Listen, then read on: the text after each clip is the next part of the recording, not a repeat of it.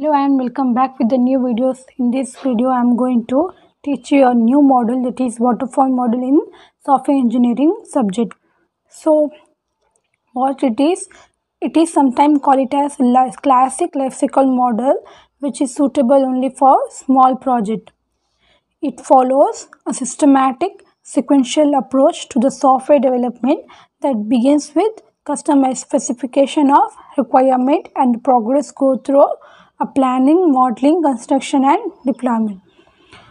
What this waterfall model is, it may call it as classic lifecycle model, which has the following 5 steps to be followed while the entire development of software project.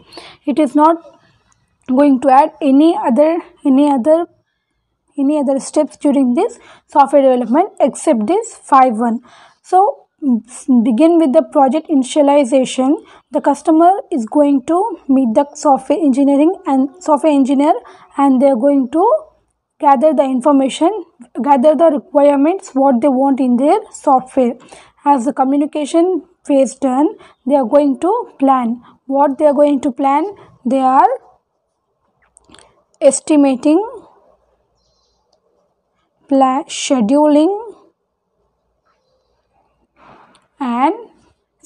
scheduling and tracking.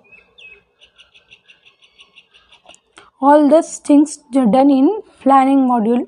In planning phase, they are going to estimate how the things will be happen, when the things should be happen, and schedule should be then this model has to be done at this time, and when it is not on track, they are going to track the software project while planning the entire software development. And then they are going to do in the next phase, they are going to design. They are going to analyze the design. They are going to analyze design. In design, they are going to select one perfect model which is suitable for the software, and they design the logical and physical design of input and output, the one model that is selected for. And here in a construction phase, they are going to do the coding and testing.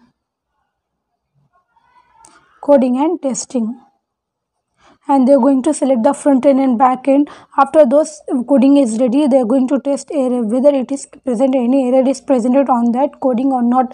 They are going to remove all those error, and in the finally they are going to deploy the software and delivery feedback. In this phase deployment, they are going to deliver the software product to the customer. They are going to deliver the software product to the customer at their customer place, and then give access to how you can use the software. This only the 5 steps that is going to follow during the entire development of the software model.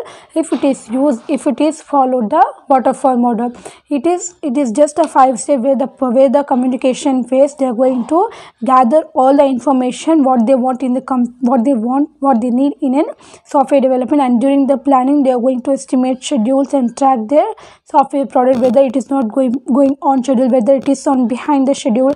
They are going to do all those scheduling process, and then they are going to select one exact model that is suitable for their software, which is going to be selected, and then the input and output design is selected. And in construction phase, they are going to code and design the software. After the coding and testing is done, they are going to deliver it to the customer place and then get back their feedback. It has the following advantages. What it is means, this model is simple to implement. Requirement of resources is minimal. This model, it is very simple to implement. Once I told that it is suitable only for, already I told it is suitable only for small project. Small means very small. The software which contain only 2 or 3 modules, only that is suitable for that types of software only, because it is very simple to implement, and the resource of the hardware or software that require to develop a software are also minimal.